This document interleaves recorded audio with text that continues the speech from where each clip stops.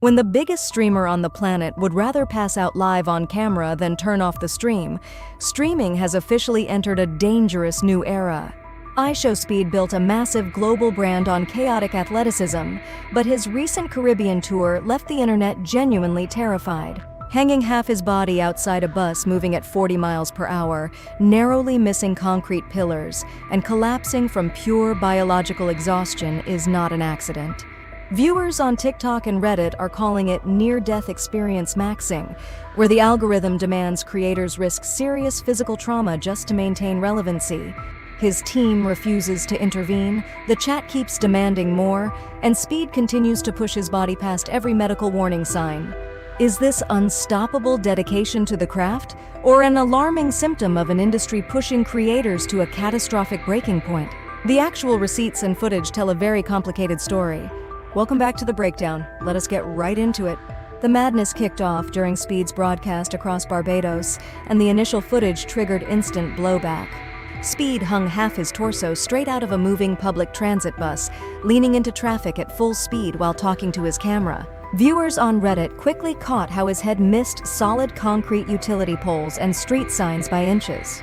Barbados traffic laws strictly ban passengers from hanging out of moving vehicles, putting both the local bus driver and the entire production convoy under direct criminal liability.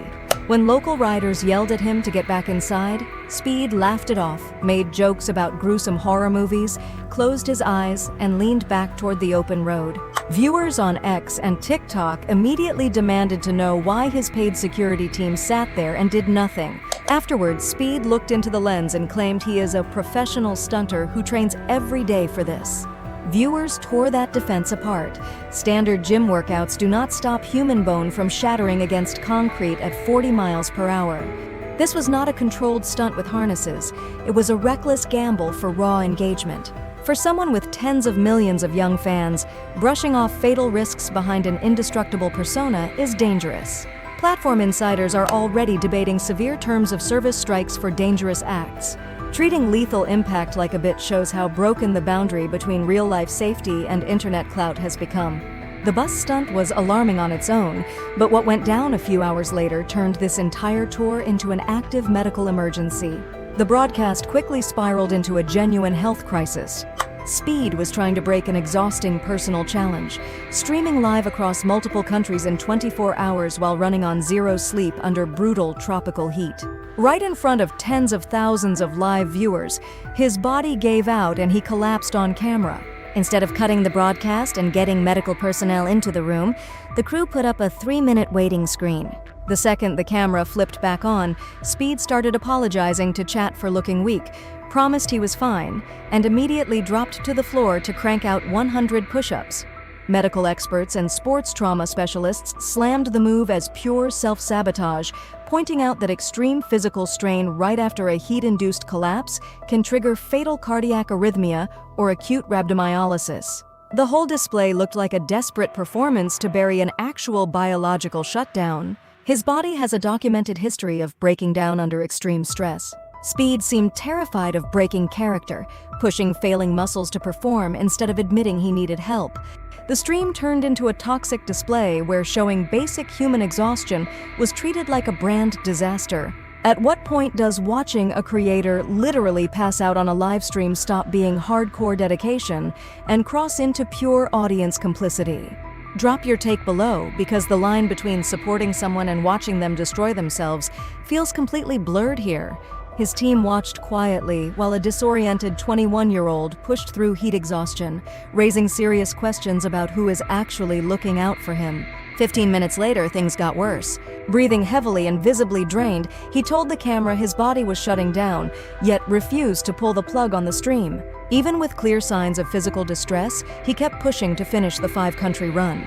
The live chat flooded with warnings telling the crew to stop filming and get him to a clinic, but the stream stayed live to milk every second of his disorientation for the algorithm. Once the broadcast finally ended, medical staff stepped in with emergency IV drip therapy to handle severe dehydration and critical electrolyte imbalances, forcing the crew to space out the remaining tour dates. Critics pointed out the eerie parallel to modern gladiatorial entertainment, where creators feel forced to destroy their health for live viewer counts. Pushing your limits is normal in fitness culture, but ignoring full-system physical failure for internet metrics is reckless. Refusing to shut down the feed proved that keeping the audience glued to the screen completely overtook basic survival instincts. Speed looked completely trapped in a loop where taking a break felt like failing his audience, regardless of the physical damage he was stacking up. None of this happens in a vacuum. It is the direct outcome of the aggressive MrBeastification of modern content. Top-tier creators can no longer just turn on a camera and talk.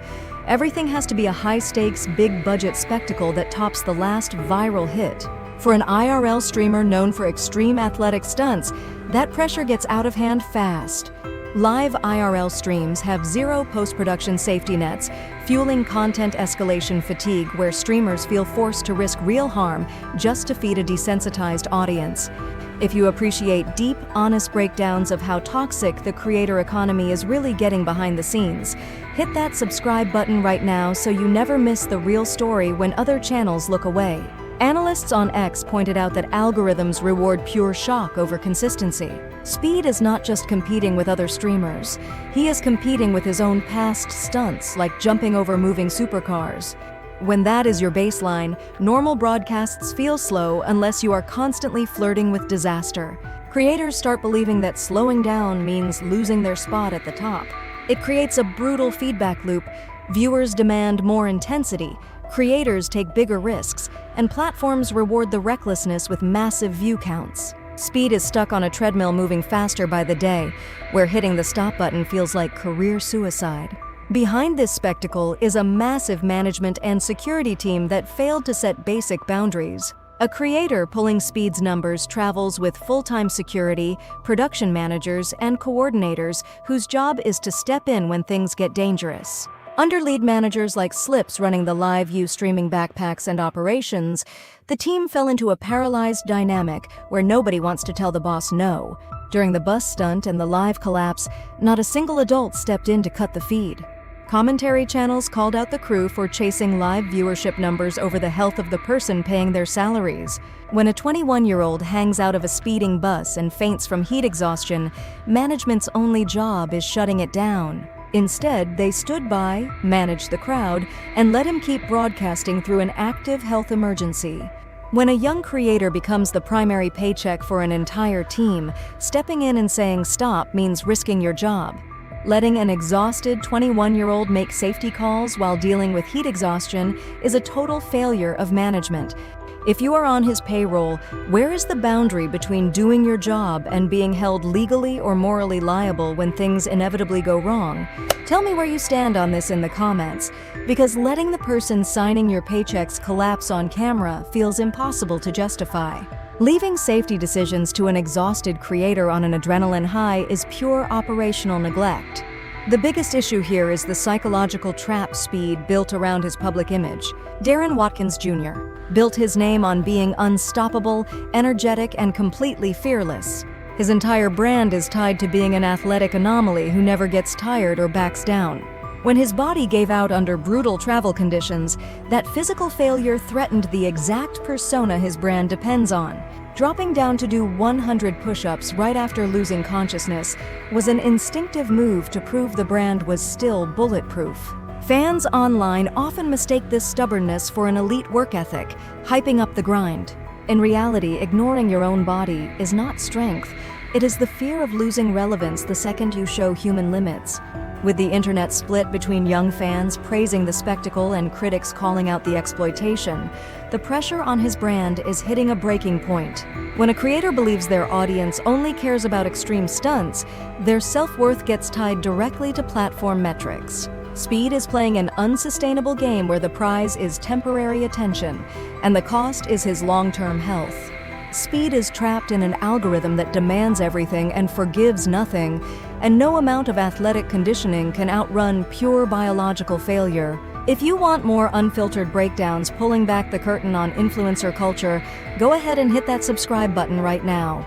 The scary reality is that the internet will keep cheering right up until the moment the screen goes permanently black. Speed thinks he is feeding the beast, but the beast is actually consuming him. Will it take a career-ending injury or an outright tragedy for creators and their enablers to finally wake up? Drop your thoughts below, and I will catch you in the next one.